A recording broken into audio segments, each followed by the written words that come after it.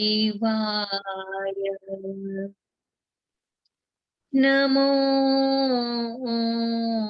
विष्णुपादाय कृष्णपृष्ठाय भूतले श्रीमते भक्तिवेदांत स्वामिने इति नामिने नमस्ते सरस्वती देवी गौरवाणी प्रचारिणे निर्विशेष शून्यवादी पश्यत देशातारिणे जय श्री कृष्ण चैतन्य प्रभु नित्यानंद श्री अद्वैत गदाधरा श्रीवासादि गौर भक्त वृंदा हरे कृष्ण कृष्ण कृष्ण हरे हरे हरे राम राम राम हरे हरे हरे कृष्ण। श्रीला प्रभुपाद की जय। सर्वने जय श्री कृष्ण। हरे कृष्ण। हरे कृष्ण माताजी। धन्यवाद माताजी। हरे कृष्ण। जय श्री कृष्ण टू सर्वेने। तो ચાલો આજે આપણે શરૂ કરીએ શ્રીમદ ભગવદ ગીતાનો અધ્યાય 5 નામ છે કર્મયોગ। ફરીથી આપણે આ કર્મયોગ નામનો અધ્યાય આવે છે। ત્રીજો અધ્યાય હતો એ પણ કર્મયોગ હતો અને પાંચમો અધ્યાય છે એ પણ કર્મયોગ છે। તો અહીં સુધી આપણે એકવાર સમરી જોઈ લઈએ। પહેલા અધ્યાયમાં અર્જુનના મેઇન 4 પ્રશ્ન હતા અને કન્ફ્યુઝન હતું, ડાઉટ હતું કે ભાઈ મારે યુદ્ધ કરવું કે ન કરવું અને કરવું તો શું કામે કરવું। એ અર્જુનના 4 પ્રશ્નો આપણે જોયા અને કન્ફ્યુઝન જોયું। ત્યાર પછી બીજા અધ્યાયમાં ભગવાન શ્રી કૃષ્ણ એ 4 પ્રશ્નોના જવાબ આપે છે, જ્યારે અર્જુન સંપૂર્ણ રીતે શરણાગતિ સ્વીકારે છે અને એમને કહે છે કે આપ ગુરુ તરીકે મને આપના શિષ્ય સ્વીકારો અને મને પૂરેપૂરું સંપૂર્ણ રીતે જ્ઞાન પ્રદાન કરો જે મારા માટે કલ્યાણકારી છે। ત્યાર પછી ભગવાન શ્રી કૃષ્ણ ગુરુ પદ સ્વીકારીને અને 4 પ્રશ્નોનો જવાબ આપે છે અને થોડું વધારાનું જ્ઞાન આપે છે 55 થી 72 શ્લોકમાં, જેમાં આપણને સ્થિત પ્રજ્ઞ મનુષ્યની ડેફિનેશન મળે છે, એ કેના લક્ષણો મળે છે, એ કેવી રીતે રહે છે આ ભૌતિક દુનિયામાં, એ કેવી રીતે ચાલે છે, કેવી રીતે બોલે છે, એનો વ્યવહાર કેવો હોય છે, બધું આપણને જાણવા મળે છે। એને આપણે બીજા અધ્યાયને ગીતાનો સારાંશ તરીકે આપણે કહી શકીએ એ રીતે। ત્યાર પછી ત્રીજા અધ્યાયમાં ભગવાન અર્જુનનો પ્રશ્ન ઉભો થાય છે, જે બીજા અધ્યાયમાં જ્ઞાન મળે છે કે ભાઈ જ્ઞાન યોગ વધારે સારો છે કર્મયોગ કરતા। એટલે એ બીજા અધ્યાયના 49મા શ્લોકમાં આ અનુસંધાનમાં અર્જુન પ્રશ્ન પૂછે છે ભગવાન શ્રી કૃષ્ણને કે જો જ્ઞાનનો વધારે સારો હોય તો તમે મને કર્મ માટે શું કામે પ્રેરિત કરો છો। એટલે એના સંદર્ભમાં ભગવાન શ્રી કૃષ્ણ કર્મયોગ ત્રીજા અધ્યાયમાં સમજાવે છે કે ભાઈ જ્ઞાન યોગ અને કર્મયોગ બંનેમાં કર્મ તો કરવા જ પડે। મનુષ્ય એક સમય પણ એક સેકન્ડ પણ કર્મ વગર રહી શકતો નથી। ઇવન એના જીવન નિર્વાહ માટે પણ એને કર્મ તો કરવા જ પડે છે। આ રીતે ભગવાન શ્રી કૃષ્ણ કર્મનું ઇમ્પોર્ટન્સ બતાવે છે અને ડેફિનેટલી એમાં આપણને ઓર કર્મ વિશે સારું એવું જ્ઞાન બી આપે છે કે કર્મ કેવી રીતે આપણે કરવા જોઈએ। ત્યાર પછી ચોથા અધ્યાયમાં જેનું નામ જ્ઞાન યોગ, જે આપણે ગઈકાલે લીધો, એમાં ભગવાન શ્રી કૃષ્ણ સૌથી પહેલા આપણને પોતાના વિશે જ્ઞાન આપે છે કે પોતે કેવી રીતે અવતરે છે અથવા કેવી રીતે પ્રગટ થાય છે આ દુનિયામાં, ક્યારે પ્રગટ થાય છે અને શું કામે પ્રગટ થાય છે।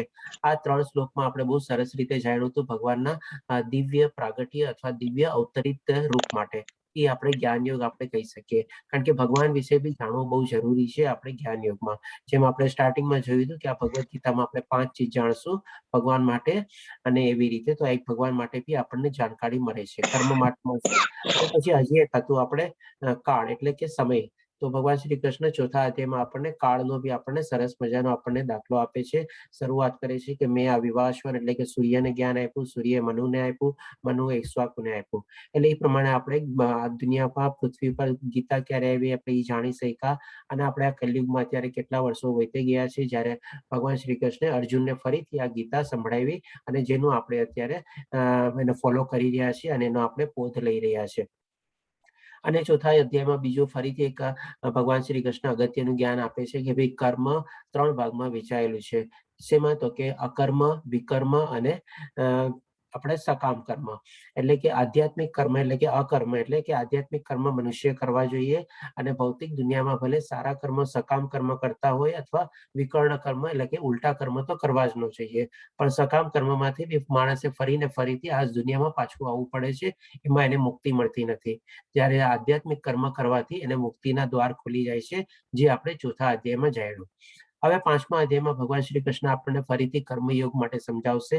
આમાં મેઇન ચીજ આપણને ભગવાન શ્રી કૃષ્ણ સમજાવશે કે આપણે જે કાંઈ પણ આ ભૌતિક દુનિયામાં બધા જે કર્મ કરીએ છીએ એ કેવી રીતે આપણે કૃષ્ણમય ભાવનામય થઈને આપણે કર્મ કરવા જોઈએ, કેવી રીતે કૃષ્ણમય ભાવનામય થઈને એ કર્મ ભગવાનને સમર્પિત કરવા જોઈએ, ભગવાનને અર્પિત કરવા જોઈએ અને અર્પિત કર્યા પછી કેવી રીતે આપણે નિષ્કામ કર્મયોગમાં આપણે આગળ વધી શકીએ. તો આ ભગવાન શ્રી કૃષ્ણ આપણને આ અધ્યાયમાં બહુ સરસ રીતે સમજાવશે કે એ નિષ્કામ કર્મયોગ કેવી રીતે આપણે ડેવલપ કરવો જોઈએ આપણી આ ભૌતિક દુનિયામાં બધા કાર્યો કર્મ બધા કરતા સાથે સાથે. તો આ રીતે ચાલો હવે આપણે જોઈએ પાંચમા અધ્યાયમાં શું આપણે ભગવાન શ્રી કૃષ્ણ પાસેથી જાણશું. પાંચમો અધ્યાય પણ ભગવાન શ્રી અર્જુનના પ્રશ્ન દ્વારા શરૂ થાય છે અને એ પ્રશ્ન મોરોલેસ આપણે જ્યારે ત્રીજો અધ્યાય શરૂ કર્યો જેમ અર્જુનનો પ્રશ્ન હતો કે ભાઈ જ્ઞાન યોગ જો કર્મયોગ કરતા વધારે સુપિરિયર હોય, ચડિયાતો હોય તો તમે મને કર્મયોગમાં શું કામે અત્યારે પ્રવૃત્ત કરો છો અથવા પ્રેરિત કરો છો એમાં આગળ વધવા માટે, મને યુદ્ધ લડવા માટે. એનો જ ટાઈપનો આ પ્રશ્ન પાંચમા અધ્યાયમાં ફરીથી અર્જુન પૂછે છે. ખાલી જરાક શબ્દોનો ફેરફાર છે અને ડિફરન્ટ ટોનમાં એવી રીતે પૂછે છે. અને આવો જ પ્રશ્ન ફરીથી પાછું 18મા અધ્યાયમાં આવ્યો તો અર્જુન ભગવાન શ્રી કૃષ્ણને પૂછે છે. આમાં પણ થોડા ડિફરન્ટ વર્ડ આવી જાય છે. તો આમાં જોઈએ આપણે અર્જુન શું ભગવાન શ્રી કૃષ્ણને પૂછે છે કે જેથી કરીને આપણે આ પાંચમો અધ્યાય આપણને ભગવાન શ્રી કૃષ્ણ તરફથી જાણવા મળશે. અર્જુને કહ્યું, હે કૃષ્ણ, આપે પહેલા મને કર્મનો ત્યાગ કરવા કહ્યું, જે ઈ જ ઓલા શ્લોકને હજી પકડીને બેઠો છે અને એને પાછું પુનરાવર્તન બી કરે છે. અને પછી ભક્તિપૂર્વક કર્મ કરવાનો આદેશ આપો છો. જે ત્રીજા અધ્યાયમાં થોડું ઘણું સમજી ગયો એટલે થોડા વર્ડિંગ ચેન્જ કર્યા અને પછી કહે છે કે ભક્તિપૂર્વક કર્મ કરવાનો આદેશ આપો છો. આદેશ આપો છો એટલે ભગવાન શ્રી કૃષ્ણને શું કહે છે? ઉભો થા અને યુદ્ધ કર. એટલા માટે એને આદેશ રૂપે લે છે. હવે આપ કૃપા કરીને નિશ્ચિત રૂપે મને કહેશો કે આ બંનેમાંથી વધારે કલ્યાણકારી શું છે? એટલે ફરીથી પાછો એ જ પ્રશ્ન એનો આવીને ઉભો રહ્યો. એટલે ભગવાન શ્રી કૃષ્ણ આને પણ પાછું સરસ રીતે સમજાવે છે. એનો જવાબ આપતા કહે છે બીજા શ્લોકમાં, પૂર્ણ પુરુષોત્તમ પરમેશ્વરે ઉત્તર આપતા કહ્યું, મુક્તિ માટે તો કર્મનો ત્યાગ અને ભક્તિયુક્ત કર્મ બંને ઉત્તમ છે. દેટ મીન્સ જો મનુષ્યને મુક્તિ જોતી હોય આ ભૌતિક યુગમાં, ભૌતિક દુનિયામાંથી પોતાનો ઉદ્ધાર કરવા માટે એટલે કે ફરીથી જન્મ મૃત્યુ જરા વ્યાધિના ચક્કરમાં ફસાવા ન માટે મુક્તિ અથવા મોક્ષ જોતો હોય તો એના માટે ભગવાન શ્રી કૃષ્ણ કહે છે કે બંને ઉત્તમ છે, બંને સારા છે. પરંતુ દેટ મીન્સ કે આવી રીતે આમ પેલા જો કોઈ કહે આપણને બંને સારા છે તો આપણને લાગે ને કે ભાઈ આમાં શું, આમાં તો કોઈ મારો જવાબ ક્લિયર ન થયો. એટલા માટે ફરીથી ભગવાન એને ક્લિયર માટે કહે છે, ક્લેરિટી માટે. પરંતુ આ બંને પૈકી એટલે કે બંનેની કમ્પેરિઝનમાં કર્મના પરિત્યાગ કરતા ભક્તિયુક્ત કર્મ શ્રેષ્ઠ છે. એટલે એકદમ પાછું ક્લિયર કટ જવાબ બી આપે છે. કોઈ કન્ફ્યુઝિંગ જવાબ ભગવાન શ્રી કૃષ્ણ ક્યાંય અર્જુનને આપ્યા નથી અને એના જેટલા હતા ડાઉટ ને બધા કન્ફ્યુઝનને ભગવાન શ્રી કૃષ્ણે સરસ રીતે ક્લિયર બી કરેલા છે. તો અહીંયા ભગવાન શ્રી કૃષ્ણ કહે છે કે બંને ઉત્તમ માર્ગ છે, બંને સારા માર્ગ છે અને મુક્તિ માટે બંને હોવા બી જોઈએ. પરંતુ એવી બંનેમાં કર્મ ભક્તિયુક્ત કર્મ શ્રેષ્ઠ છે. હવે આપણે આ ભક્તિયુક્ત કર્મ જે છે વર્ડ અહીંયા એ કી વર્ડ છે. આપણે એને પકડીને ભગવાન શ્રી કૃષ્ણને આખું ચીજ સમજાવે છે કે કેવી રીતે ભક્તિમય તારે બધા કર્મ કરવા જોઈએ અથવા કેવી રીતે તારા બધા જે કર્મ છે એ કૃષ્ણમય ભાવનાથી કરવા જોઈએ અને કેવી રીતે બધા કર્મ તારે મને અર્પિત કરવા જોઈએ, સમર્પિત કરવા જોઈએ અને કેવી રીતે એ કર્યા પછી તું નિષ્કામ કર્મ યોગ ઉપર પહોંચી શકીશ. તો હવે ભગવાન શ્રી કૃષ્ણ આપણને એ સમજાવશે સરસ રીતે. તો આપણે આ અધ્યાય શરૂ કર્યા પહેલા એક નાનકડી સ્ટોરી લઈ લઈએ. મારા ખ્યાલથી એક જણનો પહેલા જે પ્રશ્ન હતો કે બધા સારું કામ કરવાથી, ત્યારે મેં કીધેલો હતો કે આપણે પાંચમા અધ્યાયમાં સરસ રીતે રહેશું અને નૃગા રાજ કરીને છે એની સ્ટોરી બી આવશે એમાં, એ આપણે કવર કરશું. તો એમના પ્રશ્નના જવાબ રૂપે આપણે ફરીથી આ જ રીતે આપણે લઈએ કે નૃગા કરીને એક રાજા હતા. હવે એ છે ને રાજા બહુ સારા રાજા હતા, પોતાની પ્રજાનું ને બધાનું બહુ સારું ખ્યાલ રાખતા અને સરસ રીતે બધાની સાર સંભાળ લેતા ને બધું કરતા. અને એની પાસે બહુ મોટી ગૌશાળા હતી જેમાં જેમ કે ને હજારોની સંખ્યામાં, લાખોની સંખ્યામાં ગાયો હતી. અને એ શું કરતા, બધાને છે ને ગાય દાન રૂપે આપતા. કોઈ બી એના રાજ્યમાં કોઈને કોઈ તકલીફ કે હોય તો બધાને ગાય દાન રૂપે આપતા આવે. ગાય દાન રૂપે આપવાનો શું છે, બે ભાવાર્થ છે કે ભાઈ એક તો માણસ છે ને ગાયમાંથી જે દૂધ મળે એનાથી પોતાનું જીવન નિર્વાહ ચલાવી શકે, અને પ્લસ પાછું ગાયનું જે દૂધ એટલું હોય તો પોતે પૂરેપૂરું તો ભોગવી ન શકે, એટલે કે દૂધમાંથી પછી અલગ અલગ વાનગીઓ બની, જેમ કે દહીં છે, આ છે, કાંઈ બી છે, માખણ છે વગેરે, અને એ બધાને પણ એ ગામમાં અથવા દૂધને બી ગામમાં જઈને એ આ બધાને બાટી શકે અને વેચી શકે, અને એમાંથી પણ કાંઈ પણ દ્રવ્ય મળે જેથી કરીને એનો બાકી જીવન નિર્વાહ બી ચાલ્યો જાય. એટલે કે આ રીતે ગાય છે ને સંપૂર્ણ રીતે મનુષ્યના આજીવિકા માટે એને બધું કરી શકે, બધા પર્પઝને પૂરા પાડી શકે. એટલે આ નૃગ રાજા બધાને ગાય દાનમાં આપતો. હવે એ ગાયનું દાન કરવા પાછળનો હેતુ શું હતો, તો કે ભાઈ હું પુણ્ય કમાઉં, બધાને હું ગાય દાન આપીશ તો એનું જીવન નિર્વાહ ચાલશે, એનું આખું સરસ રીતે જીવન નિર્વાહ થઈ જશે, અને એને કઈ બીજું કઈ કરવાની જરૂર નહીં પડે, અને મને પુણ્ય મળશે, અને એ પુણ્ય મળશે એટલે કે શું, હું સ્વર્ગની પ્રાપ્તિ કરીશ અથવા ઉચ્ચતર લોકમાં જઈશ. એટલે કે એને જે સકામ કર્મ કરતા હતા ને, જે સારા કર્મો કરતા હતા ને, એની પાછળ એક ફળની ઈચ્છા હતી કે ભાઈ પુણ્ય કમાવાની ઈચ્છા હતી, અને એ પુણ્ય કમાઈને દ્વારા એની ઓરની ઈચ્છા વધતી કે ભાઈ હું જેટલું દાન કરીશ એટલા મને પુણ્ય મળશે, અને જેટલા પુણ્ય મળશે એટલો હું ઉચ્ચતર લોકમાં જઈશ. તો આ ભાવનાથી એ હંમેશા દાન કરતા. હવે એમાં થાય છે શું, એક દિવસ કે ભાઈ બ્રાહ્મણને એક ગાય એને દાન આપેલી હશે માની લ્યો, તો એ ગાય પાછી ફરીને ભૂલે ભટકી જાય છે, અને ફરીથી પાછા નૃગ રાજાના ઓલામાં તબેલામાં પાછી આવી જાય છે ત્યાં, એટલે કે ગૌશાળામાં પાછી આવી જાય છે. ગૌશાળામાં પાછી આવી ગયા પછી એ ગાય પછી પાછા નૃગ રાજા બીજા બ્રાહ્મણને ગાય ગિફ્ટ આપે છે. ત્યાં પછી ઓલો પેલો બ્રાહ્મણ આવી જાય છે કે આ ગાય તો મારી છે, તમે મને આ દાનમાં આપેલી હતી, હવે તમે પાછી બીજા બ્રાહ્મણને દાનમાં આપો છો, તેથી તમે ખોટું કામ કરો છો. એવી રીતે જઈને બંને બ્રાહ્મણો વચ્ચે ઝઘડો થાય છે, કારણ કે બીજો બ્રાહ્મણ કહે છે કે આ ગાય તો હવે મારી છે, અને પેલો બ્રાહ્મણ કહે છે કે આ ગાય તો મારી છે. નૃગ રાજા આવીને બંનેને હાથ જોડે છે, તમે આ પિક્ચરમાં જોઈ શકો છો, અને કહે છે કે ભાઈ તમે બંને ઝઘડો શું કામે, હું અલાને બીજી ગાય આપું છું, તારી આ ગાય હોય તો તું લઈ જા, અને તારે ન જોતી હોય તો હું તને બીજી આપું, એવી રીતે કરીને બંનેને મનાવવાની કોશિશ કરે છે. પણ બંને બ્રાહ્મણો તો જીદ ઉપર ચડી જાય છે કે ના ભાઈ તું તો પાપ કર્મ કરસ ને, તું આવી રીતે એકને દાન આપીને પછી પાછું લઈને બીજાને દાન આપસ ને, એવી રીતે બધું આખું જેને કે આખું કેઓસ ક્રિએટ થાય છે. અને જયારે ઝઘડો થતો હોય ત્યારે બધાનો ઈગો એકબીજા સાથે ક્લેશ થતો હોય, તો એનું પરિણામ શું આવે છે આપણે બીજા અધ્યાયમાં બી 62 ને 63 શ્લોકમાં સરસ રીતે સમજી ગયા. તો હવે આવા ગુસ્સામાં એ બંને બ્રાહ્મણોની બુદ્ધિ બી એ પ્રમાણે ચાલે છે, અને એ નૃગ રાજાને શાપ આપી દે છે કે જા તું એક ઢેડ ગરોળીના રૂપ જન્મ રીતે આવતો જન્મ તારો થશે. તો એ રીતે અહીંયા એનો ઢેડ ગરોળી રૂપે એનો જન્મ થાય છે, આવતો જન્મ.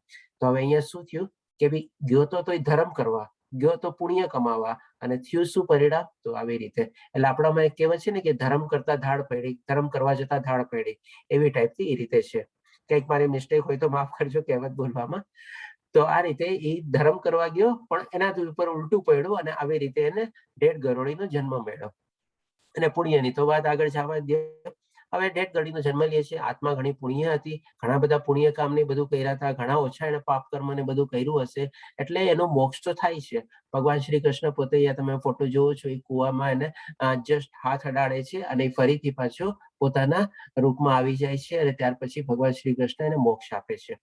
તો આ રીતે ત્યારે પછી પોતાની ભૂલ બી સ્વીકારે છે કે ના ભાઈ મેં આખી જિંદગી પુણ્ય કમાવાના હેતુથી જ બધા સકામ કર્યા, સારા કર્મ કર્યા, પણ એ સકામ કર્મ કરવા કરતા પાછળ કંઈક ને કંઈક એવું પાપ કર્મ બી થઈ ગયું, જેથી કરીને મને આ સજા મળી, અને હવે હું જાણી ગયો છું કે ભાઈ મેં તમારી ભક્તિ નહોતી કરી, ખાલી સકામ કર્મ કરવાની પાછળ જ હું પડ્યો હતો. તો હવે એ રીતે પાછી હું તમારી ભક્તિ કરીશ, અને ભગવાન શ્રી કૃષ્ણ એને મોક્ષ આપે છે. તો આ રીતે આપણે જોઈ શકીએ છીએ કે ભાઈ આધ્યાત્મિક દુનિયાના કર્મો અલગ છે થોડા ઘણા, આપણે એ કર્મો બી આધ્યાત્મિક કર્મો બી કરવા જોઈએ, અને એ આધ્યાત્મિક કર્મો દ્વારા જ આપણે આધ્યાત્મિક જર્નીને આપણે પાર પાડી શકીએ છીએ. અને આ ભૌતિક દુનિયામાં રહીને બી આપણે બને ત્યાં સુધી કર્મ કરવાના છે, અને એ કર્મને બી આપણે કેવી રીતે કૃષ્ણમય ભાવનામાંથી કરવાના છે, અને નિષ્કામ કર્મયોગ પ્રાપ્ત કરવાનો છે. તો જ્યારે બંને ચીજ કમ્બાઈન થાય તો આપણે મુક્તિના રસ્તા બહુ સરસ રીતે ખુલી જાય છે, અને બહુ જલ્દી આપણને મુક્તિ મળી જાય છે. એ ભગવાન શ્રી કૃષ્ણ આખું આપણને આ અધ્યાયમાં સમજાવે છે. તો આ જસ્ટ ઇન્ટ્રોડક્ટરી સ્ટોરી હતી કે ખાલી સકામ કર્મ કરવાથી આપણને મુક્તિ મળતી નથી, પણ સાથે સાથે આપણે આધ્યાત્મિક કર્મ બી કરવા પડે છે. તો હવે આને આપણે આગળ વધારીએ. તો ત્રીજા શ્લોકમાં પછી ભગવાન શ્રી કૃષ્ણ કહે છે, જે મનુષ્ય ન તો કર્મફળનો તિરસ્કાર કરે છે અને ન કર્મફળની ઈચ્છા રાખે છે, હવે આ ચીજને આપણે થોડીક પહેલા સમજી લઈએ કે ભાઈ જે મનુષ્ય ન તો કર્મફળનો તિરસ્કાર કરે છે, કર્મફળનો તિરસ્કાર કરવો એટલે એનો મતલબ શું કે ભાઈ આજે ઘણી વાર એવું હોય ને, આપણે તો બહુ સારા કામ કર્યા હોય, જેમ કે નૃગરાજા બધા સારા કામ કર્યા, પણ એને ફળ શું મળ્યું તો કે ભાઈ ઢેઢ ગરોળીનો જન્મ.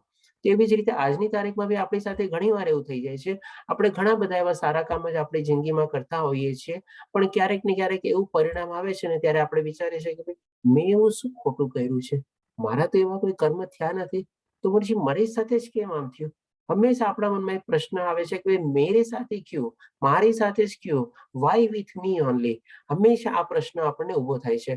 અને ત્યારે આપણને ઘણી વાર શું છે, ભગવાનમાં ક્યારેક ક્યારેક તો શ્રદ્ધા બી ડગમગાઈ જાય છે, અને આ રીતે આપણે જે ફળ મેળવ્યું હોય છે એને આપણે ઘૃણાની અથવા તિરસ્કારની નજરથી જોઈએ છે કે મેં તો આ એક્સપેક્ટ નતું કર્યું, મેં તો આટલું સરસ મહેનત કરી, મેં તો આમ કર્યું, મેં તો એમ કર્યું, છતાંય એને મારી સાથે આમ કર્યું, છતાંય મને આ ફળ મળ્યું, મારી સાથે જ કેમ આમ થયું, મેં શું ખરાબ કર્યું, વાય મી, વાય? એટલે આવા બધા પ્રશ્ન ઘણી વાર ઉભા થાય આપણી પાસે. તો આમાં ભગવાન શ્રી કૃષ્ણ આપણને એનું સરસ રીતે સોલ્યુશન આપે છે કે જે મનુષ્ય ન તો કર્મફળનો તિરસ્કાર કરે છે, એટલે જે મળ્યું જેવી બધી ભગવાનની મરજી, કઈ ને કે ભાઈ આપણે કર્મ કરીને તો આપણે ભગવાનને આપી દેવાના છે, પછી જે ફળ મળ્યું એટલે કે આપણી મરજી પ્રમાણે મળ્યું તો સારું, આપણી મરજી પ્રમાણે ન મળ્યું તો ઓર સારું, કારણ કે એ ભગવાનની મરજી પ્રમાણે મળ્યું. આ રીતે કોઈ કર્મફળનો તિરસ્કાર નહીં કરવાનો, કર્મફળને આપણે ઘૃણાની દ્રષ્ટિએ નહીં જોવાનું, જે થયું બધું બધું સારું થયું અને ભગવાનની મરજી પ્રમાણે થાય છે એમ સમજીને આપણે સ્વીકારી લેવાનું. તો આ એનો મતલબ છે કે કર્મફળનો તિરસ્કાર ન કરે, ન તો કર્મફળનો તિરસ્કાર કરે અને ન કર્મફળની ઈચ્છા બી કરે. ડેફિનેટલી એને કર્મ કરવાના છે, કર્મ કરી અને ભગવાનને અર્પિત કરી દેવાના, સમર્પિત કરી દેવાના, ફળની આશા નહીં રાખવાની અથવા ફળની ઈચ્છા બી નહીં રાખવાની, અને જે કાંઈ પણ ફળ મળે એને પાછું એક્સેપ્ટ બી કરી લેવાનું, સ્વીકારી બી લેવાનું, અને સારા ભાવે, નહીં કે ઘૃણા અથવા તિરસ્કારના ભાવે. આ બહુ એકદમ કી વર્ડ છે, આપણને બહુ સરસ ચીજ આમાં ત્રીજા શ્લોકમાં જાણવા મળી જાય છે. તેને પછી ભગવાન શ્રી કૃષ્ણ શું કહે છે, જે આવા ભાવથી કર્મ કરતા હોય છે તેને ભગવાન શ્રી કૃષ્ણ કહે છે નિત્ય સંન્યાસી જાણવો જોઈએ. મીન્સ કે એને બધા કર્મનો ત્યાગ નથી કર્યો, કર્મ કરે છે છતાં બી એઝ ગુડ એઝ ઈ સંન્યાસી છે. આ રીતે ભગવાન શ્રી કૃષ્ણ વર્ણવે છે. હે મહાભાવ અર્જુન, આવો મનુષ્ય એટલે કે જે આવા ભાવથી કર્મ કરતો હોય, સર્વ દ્વંદ્વોથી, સર્વ દ્વંદ્વ એટલે કે શું, સારું ખરાબ, સારું ફળ ખરાબ ફળ, કોઈ એવું કઈ દ્વંદ્વ એના મનમાં કોઈ ક્લેશ અને ઇફ એન્ડ બટ ને જેવું કઈ રહેતું નથી, અને દ્વંદ્વોથી રહિત થઈને ભૌતિક બંધનને સહજમાં પાર કરી સંપૂર્ણપણે મુક્ત થઈ જાય છે. દેટ મીન્સ કે આજે ભવસાગર છે એને આરામથી ફર્સ્ટ ક્લાસ રીતે પાર કરી જાય છે અને મુક્તિ પામે છે. એ રીતે ભગવાન શ્રી કૃષ્ણ જાય છે, સંપૂર્ણપણે મુક્ત થઈ જાય છે. તો ત્રીજા શ્લોકમાં જ આપણને એક રીતે કહીએ તો આખા ચેપ્ટરની જે સમરી જે છે એ આપણને આપી દે છે. હવે હજી આગળ સમજાવતા ભગવાન શ્રી કૃષ્ણ કહે છે છઠ્ઠા શ્લોકમાં, ભગવત ભક્તિમાં જોડાયા વિના, દેટ મીન્સ કે ભગવાનની ભક્તિમાં જોડાયા વિના કેવળ સમગ્ર કર્મોનો પરિત્યાગ કરવા માત્રથી કોઈ મનુષ્ય સુખી શકતો નથી. હવે આ શ્લોકમાં ભગવાન એકદમ ક્લિયરલી ડિફરન્શિએટ કરી દે છે ખાલી સકામ કર્મ, સારા કર્મ અને આધ્યાત્મિક કર્મ, એટલે કે સકર્મ અને અકર્મ, એ બેની વચ્ચે બહુ સરસ રીતે લાઈન દોરી અને આપણને સમજાવી દે છે કે ભગવત ભક્તિમાં જોડાયા વિના એટલે કે આધ્યાત્મિક કર્મ કર્યા વગર, આધ્યાત્મિક ભગવાનની ભક્તિ કર્યા વગર, ભગવાનને પૂજા કર્યા વગર સમગ્ર કર્મોનો પરિત્યાગ કરવા માત્રથી, એટલે બધા ત્યાગ બાદ કર્મને બધાનો ત્યાગ કરી દીધો, સંન્યાસ જંગલમાં જઈને બેસી ગયો અને એવી રીતે કર્મ કરવા લાગ્યો તો પણ કોઈ મનુષ્ય સુખી થતો નથી. એને ભક્તિમાં જોડાવવું જ પડે, એને આધ્યાત્મિક કર્મ કરવા જ પડે. પરંતુ દેટ મીન્સ પછી ક્લિયર કરે છે, ભક્તિમય સેવામાં પરોવાયેલા વિચારશીલ મનુષ્ય પરમેશ્વરને તરત જ પ્રાપ્ત કરે છે, એટલે કે ઇન્સ્ટન્ટ રિઝલ્ટ એને મળી જાય છે. આ રીતે ભગવાન શ્રી કૃષ્ણ કહે છે કે ભાઈ આધ્યાત્મિક કર્મ એટલે કે ભક્તિમયમાં જોડાયા વગર કોઈ સોલ્યુશન નથી, એ કરવું જ પડશે. શેના માટે? તો કે મુક્તિ માટે અથવા ભગવાનની પ્રાપ્તિ માટે. નહીં તો ફરીને ફરીથી આપણે આ ભવસાગરમાં અથવા તો આ આપણે જન્મ મૃત્યુ જરા વ્યાધિમાં આપણે ચક્કર ફેરવા જ કરવા પડશે. પછી 7મા શ્લોકમાં ભગવાન શ્રી કૃષ્ણ કહે છે, જે મનુષ્ય ભક્તિ ભાવે કર્મ કરે છે, એટલે કે સારી એવી ભક્તિથી કરે છે, પ્રેમ ભાવનાથી કરે છે, શ્રદ્ધાથી કરે છે, જે વિશુદ્ધ આત્મા છે. વિશુદ્ધ આત્મા એટલે કે શું? જેને આ બધું જ્ઞાન છે, આત્માનું જ્ઞાન છે, એને વિશુદ્ધ આત્મા કહી શકીએ.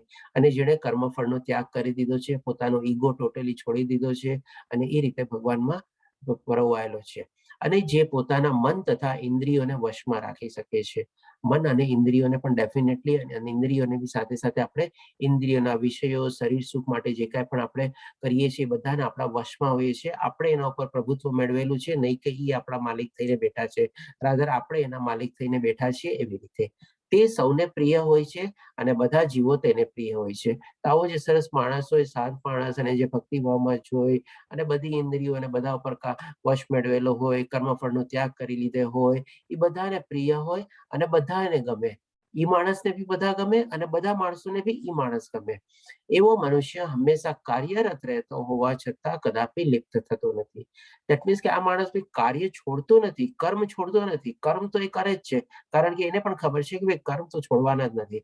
કર્મ કરીને પણ એનાથી લિપ્ત થતું નથી. જેમ આપણે ગયા અધ્યાયમાં જોયું હતું, ભગવાન શ્રી કૃષ્ણ આપણને સમજાવે છે કે જે મારા પ્રાગટ્ય અથવા મારા અવતરિતની ક્રિયાને જાણી જાય છે અને જે મારા દિવ્ય કર્મોના સ્વભાવને જાણી જાય છે, એ પોતે મુક્તિ પામે છે. કારણ કે ભગવાન શ્રી કૃષ્ણ શું કહે છે કે મારા દિવ્ય કર્મોથી હું લેપાતો નથી, હું એનાથી લિપ્ત થતો નથી, કારણ કે મેં એનાથી કોઈ આકાંક્ષા રાખેલી નથી અને આસક્તિ એમાં છે નહીં. તો એવી જ રીતે એની સાથે ભગવાન શ્રી કૃષ્ણ કમ્પેરિઝન કરીને કહે છે કે આવો જે મનુષ્ય કામ કરે છે પણ એનાથી પણ એ લિપ્ત થતો નથી. દેટ મીન્સ કે જાણતા અજાણતા બી એનાથી કોઈ એવા પાપ કર્મ થઈ જાય તો પણ એને લાગતા નથી અને એને કોઈ મોક્ષ બંધન વાળા, આપણે શું કહેવાય, બંધન કરતા વાળા કર્મ એકથી બંધાતો નથી. એ હંમેશા મોક્ષ કર્મ તરફ જ આગળ ને આગળ વધે છે. આ રીતે ભગવાન શ્રી કૃષ્ણ કહેવાનો મતલબ છે કે કોઈ કર્મોથી લિપ્ત થતો નથી. હવે આને સમજાવવા માટે ભગવાન શ્રી કૃષ્ણ એક બહુ સરસ રીતે કમ્પેરિઝન બી આપે છે આવતા શ્લોકમાં. એ આપણે જોઈએ. 10મા શ્લોકમાં ભગવાન શ્રી કૃષ્ણ કહે છે, જે મનુષ્ય કર્મફળ પરમેશ્વરને સમર્પિત કરીને આસક્તિ થઈ રહિત થઈને પોતાનું કર્તવ્ય કરે છે, તે જેમ, એટલે કે અહીંયા હવે કમ્પેરિઝન આવે છે, કમળપત્ર જળથી અસ્પૃશ્ય રહે છે, તેમ પાપ કર્મોથી પણ અલિપ્ત રહે છે. દેટ મીન્સ કે જેમ આપણે આ ગયા શ્લોકમાં જાણી ગયા કે ભાઈ પાપ કર્મોથી પણ બંધાતો નથી અને બધા કર્મો કરતો હોવા છતાં બી એનાથી અલિપ્ત રહીએ છીએ. એટલે કે અલિપ્ત મીન્સ કે ડિટેચ રહીએ છે, એનાથી અળગો રહે છે. એની સાથે આવીને જોડાઈ નથી શકતા કે ભાઈ આ તે પાપ કર્યું, હવે એનાથી તું બંધાઈ ગયો, તારી પાપનું ફળ ભોગવવું પડશે. એવી રીતે નહીં. જાણતા અજાણતા બી કાંઈક એવું પાપ થઈ ગયું હોય તો પણ એનાથી બધું અળગું થઈ જાય છે, બધું અલગ થઈ જાય છે. એ કમ્પેરિઝન માટે અહીંયા ભગવાન શ્રી કૃષ્ણ પહેલા કહે છે કે જે મનુષ્ય કર્મફળ પરમેશ્વરને સમર્પિત કરે, એટલે જે ફળ મળ્યું એ બધું ભગવાનને સમર્પિત કરી દીધું, કારણ કે ભગવાન જ એના ભોગતા છે. સૌથી પહેલા પરમેશ્વરને સમર્પિત કરી દીધું. સારું મળ્યું તો બી ઠીક છે, ન મળ્યું તો બી કોઈ ઘૃણા નહીં, કોઈ આપણે તિરસ્કાર નહીં, કાંઈ નહીં, અને ભગવાનને અર્પિત કરીને એને એક્સેપ્ટ કરી લીધું, જેવી ભગવાનની મરજી. આસક્તિ રહિત થઈને, એટલે કે કોઈ કર્મફળની ઈચ્છા બી એનામાં નથી, પોતાનું કર્તવ્ય કરે છે. That means as a matter of duty કરવાનું છે એટલે કરવાનું છે કર્મ, બસ. અને એ રીતે કર્મ કરતો રહીએ છે. હવે કમ્પેરિઝન જે છે બહુ સરસ રીતે ભગવાન શ્રી કૃષ્ણ સમજાવે છે કે જે જેમ કમળપત્ર જળથી અસ્પૃશ્ય રહે છે. હવે આપ જોઈ શકો છો કે કમળ હંમેશા શેમાં ઉગે, તો કે ભાઈ નાનકડું તળાવ ને હોય, જેમાં કાદવ બી હોય, પાણી બી હોય, બધું હોય, અને એની વચમાં એકદમ સરસ મજાનું કમળ ફળ આખું ઉગેલું હોય, કમળ ફૂલ. અને એ તમે જોજો કે કાદવથી બી ટચ આમ એટેચ થયેલું હોય પણ એને અડગું લાગતું ન હોય. એ કાદવથી આખું કમળનું ફૂલ ગંદુ ન થાય. ઇવન પાણીના ટીપા બી એના ઉપર કે વરસાદ રૂપે કાંઈ બી પડે તો એ પણ એ આસ્તે આસ્તે એટલું સિલ્કી હોય છે કે આસ્તે આસ્તે પાણી પણ એના ઉપરથી નીચે પડી જાય છે. એ અને કમળનું ફળ એવું ને એવું સરસ મજાનું આપણને તાજગી ભર્યું જોવા મળે છે. આ રીતે કમળ ફળ પ્રત્યે સાથે ભગવાન શ્રી કૃષ્ણ કમ્પેરિઝન કરે છે અને સમજાવે છે કે જળથી અસ્પૃશ્ય રહે છે, એટલે કે જળ એટલે પાણી બી એને ટચ નથી કરી શકતું, તેમ પાપ કર્મો એટલે કે કાદવ બી એને એવો ટચ નથી કરી શકતો. અહીંયા આપણે પાપ કર્મોને સિમ્બોલિક રીતે આપણે કાદવની સાથે કમ્પેર કરવાનું છે કે જે કાદવ જો કમળમાં લાગી જાય તો કેવું ગંદુ લાગે. પણ એવી જ રીતે જો મનુષ્ય આવા કર્મ ભાવનાથી કર્મ કરતો હોય તો જેના પાપ કર્મો બી જાણતા અજાણતા થયા હોય તો એનાથી બંધાતો નથી, કારણ કે એનાથી અલિપ્ત રહીએ છે, ડિટેચ રહે છે, અલગ રહે છે, અને એને બાંધી નથી શકતા. હવે ભગવાન શ્રી કૃષ્ણ 11મા શ્લોકમાં કહે છે, યોગીજનો આસક્ત થઈને શરીર, મન, બુદ્ધિ અને ઇન્દ્રિયો દ્વારા પણ કેવળ આત્મશુદ્ધિ હેતુ માટે કામ કરે છે.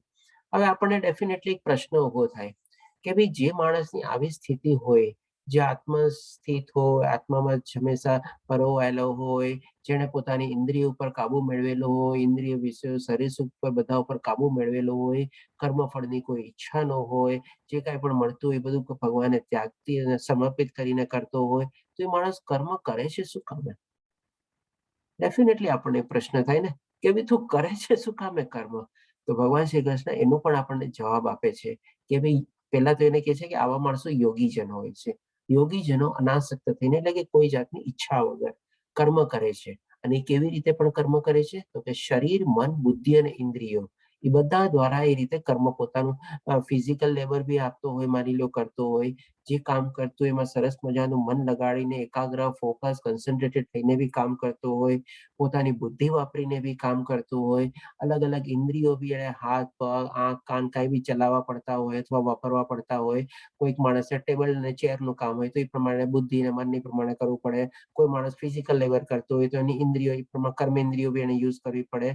આ બધા દ્વારા એ કર્મો કરે છે. શું કામે કરે છે? તો કે કેવળ આત્મશુદ્ધિના હેતુ માટે કર્મ કરે છે. એટલે કે આત્માને ઓર ને ઓર શુદ્ધ અને એવી રીતે પવિત્ર ભાવમાં એ જોવા માંગે છે અને આત્મ સાક્ષાત્કાર કરવા માંગે છે. એટલા માટે કર્મ કરતો જાય છે, કરતો જાય છે અને કરતો જાય છે. કારણ કે પોતે બી જાણે છે કે ભાઈ ઈ જ તો એનો જ્ઞાનનો પાઠ છે કે ભાઈ કર્મ ક્યારેય છોડવાના નથી, કર્મ કરવાના છે, પણ આ ભાવથી કર્મ કરવાના છે. એટલે કે આપણે આને બીજી સેન્સમાં બી એ રીતે લઈ શકીએ કે ભાઈ ઘણીવાર આપણને એવું હોય ને કે ભાઈ મને શું ફાયદો થવાનો છે? મને શું મળવાનું છે? હું શું કામે કરવું? મને કાંઈ એમાં ઇન્ટરેસ્ટ નથી. મારો તો કાંઈ બેનિફિટ છે નહીં. Why should I go there? Why should I do that? આ બધા પ્રશ્ન આપણે કરીએ છીએ ઘણીવાર. પણ તેમ છતાં બી આવા પ્રશ્નો બી આપણે ન કરીને આપણું જે સ્વધર્મ રૂપી જે કર્મ આપણે કરવાના હોય અથવા તો ક્યારેક હોઈ શકે કે આપણે ઓબ્લિગેટરી કર્મ કરવા પડે તો એ આપણે એમ નહીં કે ભાઈ ઠીક છે લાવ ને કરવું છે ને જેમ તેમ કરી દો. એવું બધું ભાવ નહીં ભાઈ. એમાંથી બી આપણો સરસ મજાની આપણે શરીર, મન, બુદ્ધિ, ઇન્દ્રિયો બધું વાપરીને સરસ રીતે એ કામને પાર પાડવું જોઈએ. ઘણીવાર મેં જોયું છે કે ભાઈ આપણે કંઈક છે ને કોઈકને કોઈક ઓછું રેમ્યુનરેશન મળતું હોય કે ભાઈ પોતાની મહેનતની પ્રોપોર્શનેટમાં એટલું એના ઈચ્છા પ્રમાણે એને ન મળતું હોય. એટલે કે શું એ કામમાં વેઠ ઉતારે. લાવ ને ભાઈ જેમ કરવું છે ને કરી નાખો. હવે હું છે હવે પછી મારે પાછું ક્યાં આગળ જોવું છે કે મને જોવાનું છે કેવી છે. એવી રીતે બી કર્મ ન કરવું જોઈએ. કારણ કે એવી રીતે કર્મ કરેલું હોય ને ઇન્ટેન્શનલી જો એવી રીતે કર્મ કરેલું હોય તો પણ એ આપણું વિકર્મ નો વિકર્મ થઈ જાય. એટલે કે ઉલટું કામ કર્યું કહેવાય આપણે. એ આપણું આધ્યાત્મિક કર્મ ન ગણાય. તો આ રીતે ભગવાન શ્રી કૃષ્ણ આપણને સમજાવે છે કે આપણે શરીર, મન, બુદ્ધિ અને ઇન્દ્રિયો બધું આપણે આપીને અને આવા ભાવથી આપણે અનાસક્ત થઈને અને આપણી આત્મશુદ્ધિ માટે એ કર્મ કરવું પડે. કારણ કે છે ને કે ભાઈ કરેલું ક્યાંય નથી જાતું અને શીખેલું બી ક્યાંય નથી જાતું. એક માણસે કોઈ જ્ઞાન મેળવેલું હોય તો ક્યાંક ને ક્યાંક એને કામમાં આવે છે. એવી જ રીતે કોઈ એને સારું કામ કરેલું હોય તો એના જ્યારે બીજ રોપાઈ ગયા હોય એનું ફળ એને ક્યાંક ને ક્યાંક અને કેવી ને કેવી રીતે મળે જ છે. આમાં છે ને એક આપને હું નાનકડી સ્ટોરી કહું છું. જેમ કે એક ફાધર હતા અને એક નાનો છોકરો હતો. હવે ઈ જેમ કે પીઝાની શોપમાં જાય છે. હવે નાનો છોકરો છે ને બહુ નાનો છે, લગભગ 5-6 વર્ષનો જ છે અને એને પીઝા ખાવાની ઈચ્છા થાય છે એટલે ફાધર એને લઈ જાય છે પીઝાની શોપમાં. હવે એ નાના છોકરાને પેલા ફાધર કહે છે તો અહીંયા બેસ, હું તારે પીઝા ને બધું લઈને આવું છું. એટલે એનો ફાધર ની જોવે છે, એક પેલા ક્યુમાં ઉભા રહે છે. ક્યુમાં ઉભા રહી એને કંઈક સમજો કે $5 કે $10 નોટ આપે છે. અને એ ઓલો સામેવાળો માણસ ફટ દઈને પૈસા લઈ લે છે અને 2-3 બટન દબાવી અને એક ચબરખી નાનકડી સ્લીપ નીકળે છે, એ સ્લીપ એને થમાવી દે છે. અને પાછો ફાધર ત્યાંથી સ્લીપ લઈ અને પછી બીજા કાઉન્ટરમાં જાય છે અને પોતાના માટે 2-3 મિનિટ વેઇટ કરે છે. ત્યાંનું નંબર બટન કે કંઈક ઝીલે છે અને ઓલો માણસ પછી એનું જેવું આપે છે, સ્લીપ એને આપે છે અને ઓલો માણસ જે સામેથી જે છે એને સરસ મજાની એકદમ પ્લેટમાં સરસ મજાનો પીઝા આપે છે. સ્લાઈસ કરેલો એકદમ પીઝા હોય છે, સાથે એમાં ટોપિંગ્સ ને બધું માટે એક્સ્ટ્રા એને જોતું હોય તો ઈ આપે છે. સોસના પાઉચીસ ને બધું આપે છે અને સાથે સાથે એમાં તમારે ફોર્ક આપે છે, કાંટા આપે છે અને છરી આપે છે. કાંટા અને છરી સાથે આપે છે અને પ્લસ સાથે શું છે કંઈ ડ્રેસિંગ્સ ને બધું હતું, ડ્રેસિંગ્સ માટે બી એને પૂછે છે આપને કંઈ એક્સ્ટ્રા બધું જોતું હોય કેવી રીતે. આટલી બધી સરસ રીતે આપે છે. હવે ઈ ત્યારે ફાધર લઈ અને પછી આવીને આવે છે છોકરા પાસે બેસે છે અને કે છે લે ચલ બેટા પીઝા ખા હવે તું.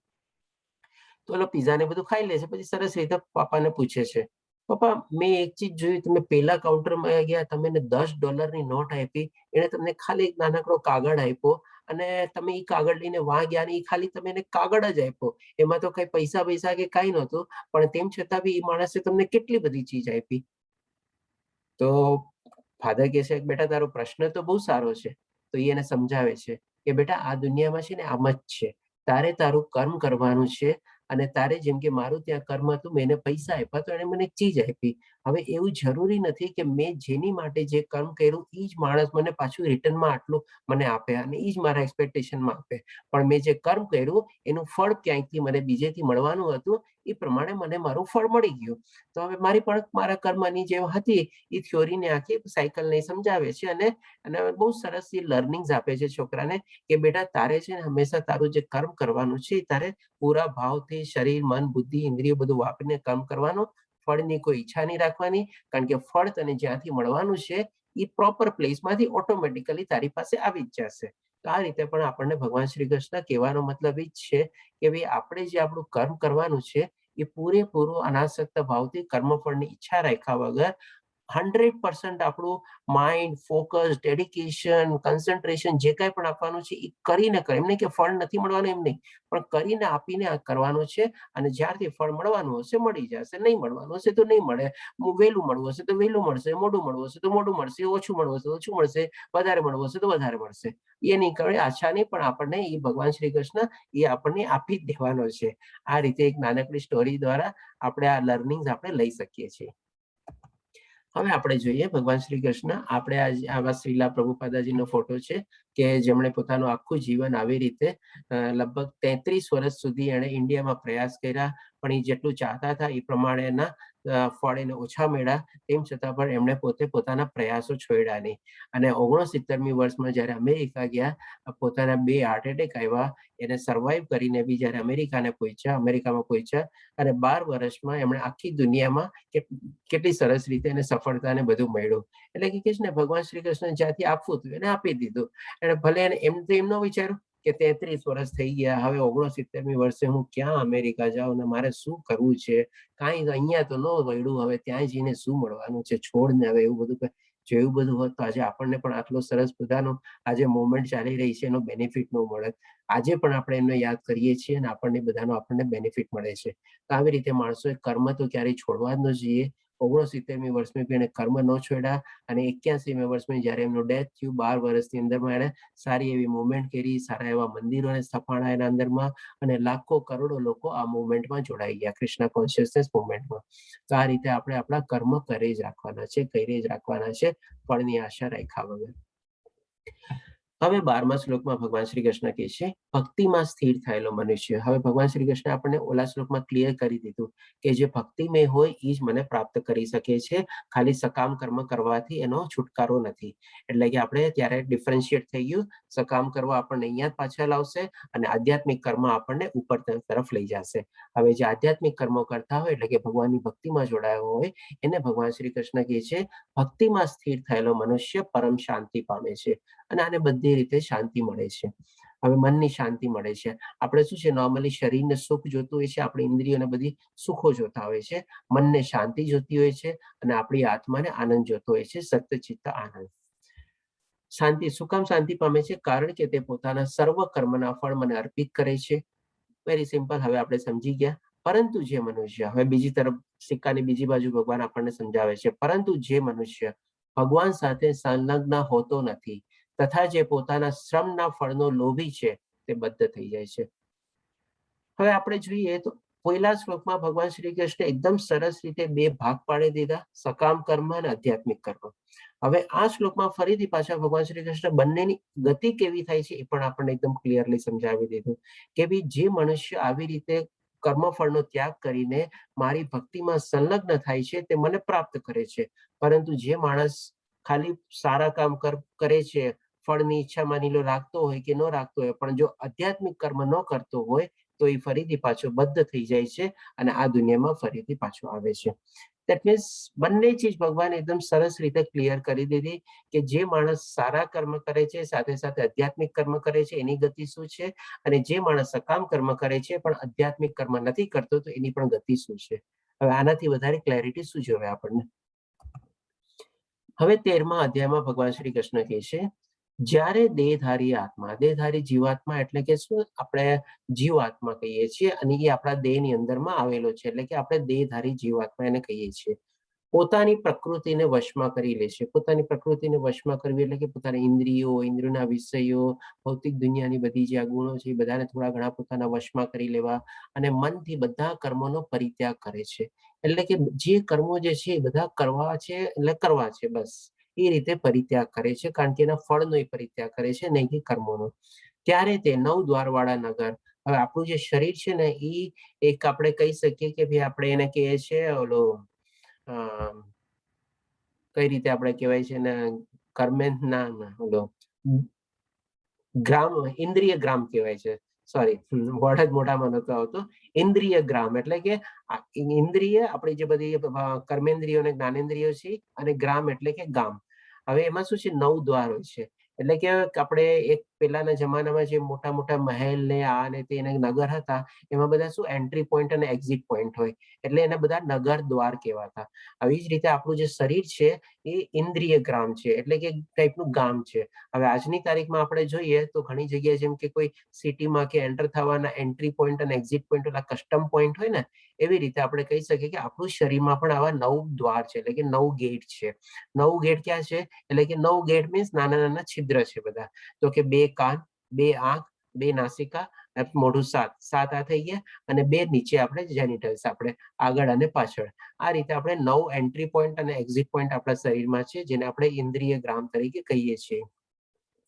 9 દ્વાર વાળા નગર એટલે કે આને નગર તરીકે કમ્પેરિઝન કર્યું છે. માં કશું કર્યા કે કરાવ્યા વગર સુખપૂર્વક રહે છે. ધેટ મીન્સ આપણે હવે શું છે, આ રીતે જો કર્મ કરતા હોઈએ તો આપણે જે ઇન્દ્રિયોને બધું વશમાં થયેલું હોય, તો એ બધું આપણે કરીએ કે ન કરીએ, કાંઈ પણ ન હોય, આપણે એકદમ સુખી અને શાંતિથી રહી શકીએ. કારણ કે આપણે બધી ચીજનો પરિત્યાગ કરી દીધો છે, બધી ચીજો પર આપણે કાબુ મેળવી લીધો છે, અને જે કાંઈ પણ મળે છે આપણે ભગવાનને અર્પિત કરી દઈએ છીએ અને એને સમર્પિત કરીને આપણે ચાલીએ છીએ. તો આ રીતે આપણે 9 દ્વાર વાળું જે નગર છે, કારણ કે બધે આપણે ચિંતા અને સ્ટ્રેસ, ટેન્શન, ડિપ્રેશન એ બધાના કારણ આપણે ઇન્દ્રિયો જ છે.